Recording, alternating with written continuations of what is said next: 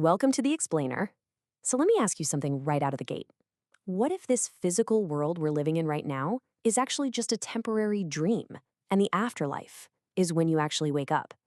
It's a pretty massive paradigm shift, right? Well, today we are taking a structured journey deep into esoteric Buddhist philosophy to unpack a fascinating lecture that challenges literally everything we think we know about reality, the self, and what actually happens to our souls. We're going to be breaking down a seriously powerful 1993 lecture titled The Challenge of Enlightenment, specifically looking at Lecture 2 from Volume 1. What's so great about this source is that it demystifies these incredibly complex, ancient Buddhist themes by looking at them from a strictly spiritual perspective. In doing so, it actually corrects some major historical misunderstandings pushed by later materialistic scholars. Honestly, it's an incredible shift in how you view the world. Okay, let's dive into this. Here is our roadmap for the soul's journey today. We'll start off by rethinking the non-self, then we'll explore emptiness and the real world, move into the law of dependent origination, tackle karma and the 12 links, and finally, we'll finish up with the reality of reincarnation. All right, jumping right into Section 1, rethinking the non-self, the false ego versus the soul. We're pivoting away from the big cosmic rules for a second to focus straight down on our own perception of the individual self. So, the source starts off by discussing this foundational concept of muga, or non-self. Now, historically, a lot of later scholars interpreted this in a really materialistic way, basically claiming it meant your actual soul just doesn't exist. But the lecture strictly points out that this is a huge historical error. Muga absolutely does not mean you have no soul. Instead, it's about denying the false ego and all those stubborn attachments we have to our physical bodies. It's essentially about stripping away those physical illusions so you can wake up your true spiritual self. It's actually super fascinating to contrast these two viewpoints. The materialistic view erroneously denies the soul's existence entirely, but the true spiritual view, it simply denies the false physical ego. So it's not saying you don't exist, it's saying the part of you that you think is you is really just a temporary physical facade. So what exactly makes up this false ego we're supposed to be ditching? Well, it's our worldly attachments.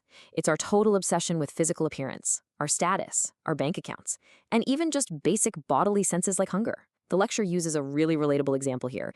You know when your stomach is completely empty and hunger just dictates every single thought you have? Or when we define our entire worth by our job title, we totally forget that none of this stuff comes with us when we pass on. It's a real wake-up call to evaluate what we truly identify with. And that leads us perfectly into our next core concept in Section 2, emptiness and the real world. Because once we actually manage to discard that false ego, how are we supposed to view the physical world around us? This brings us to the concept of ku, which translates to emptiness.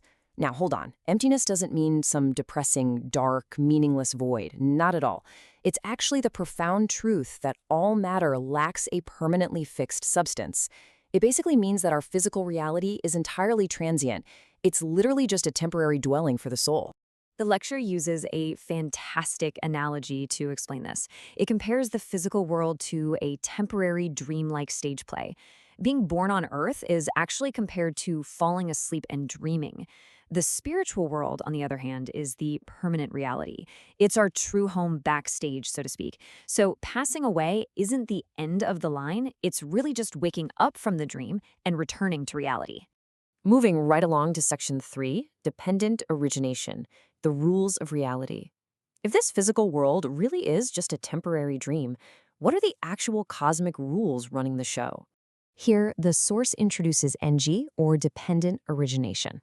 This law dictates that absolutely all phenomena and matter arise strictly from interconnected causes and conditions. It essentially proves that nothing in the physical world is permanent or self-sustaining. Everything you see around you only exists because a very specific set of circumstances temporarily allowed it to. And this brilliantly illustrates that exact complex law using a really practical, everyday analogy: water.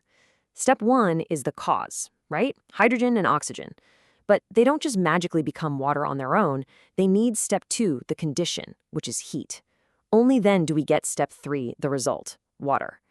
The lecture explains that since physical things are just these temporary combinations of causes and conditions, holding on to deep, painful worldly attachments is, in the end, completely illogical. Which brings us right into section 4, Karma and the 12 Links, the soul's journey. Now we're shifting our focus from the nature of the physical world itself to how your soul actually travels through it over time.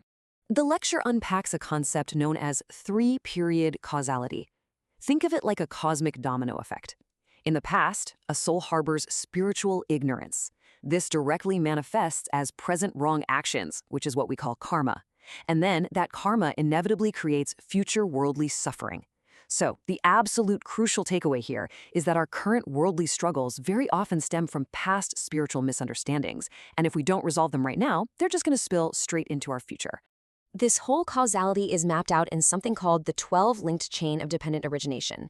I know, it sounds super intimidating, but the lecture succinctly breaks down its core pathway into a really clear logical progression. It all starts with ignorance, which leads to action, forming a trapped consciousness. That breeds attachment to the physical world, ultimately forcing a rebirth to just repeat the cycle all over again. Basically, the soul gets trapped in a loop of suffering unless it consciously replaces that ignorance with spiritual awareness. Finally, let's explore section 5, the reality of reincarnation. Let's look at this final stage of the soul's journey and figure out how to navigate it consciously. The source shares an incredibly striking metaphor for souls that get stuck in that chain we were just talking about. Washing machine reincarnation. Wild visual, right? This describes a cycle of rapid, unconscious rebirths totally driven by a lack of spiritual self-reflection. Instead of spending time in the spiritual realm learning, growing, and preparing, a soul trapped in worldly attachments just gets spun right back into a physical body, over and over again, completely unaware of what's happening. Furthermore, the source clarifies that we do not reincarnate alone. This is due to the soul group connection. The lecture uses the brilliant analogy of a single human body. You have the head, the torso, and the limbs. They're all distinct parts, right? But if the right hand strikes something, the whole body feels the impact. This means your individual karma, your actions, and your spiritual growth directly affect your entire interconnected spiritual family, or your soul group. You're in it together. So, to summarize our deep dive today, the ultimate takeaway is really clear. True spiritual elevation requires letting go of worldly attachments and bravely facing your karma through deep, honest self-reflection. Discarding the false ego isn't just a philosophical idea. It is presented as the primary path to break the chain of suffering and elevate not just yourself, but your entire connected soul group. Which leaves us with a pretty provocative thought to ponder as we wrap up. What parts of your false ego are you still holding on to today? Are you letting your worldly status, your wealth, or your physical anxieties define who you actually are? Take some time to reflect on what truly matters when the stage play finally ends. Thank you so much for joining me on this explainer today. Keep questioning, keep learning, and keep elevating.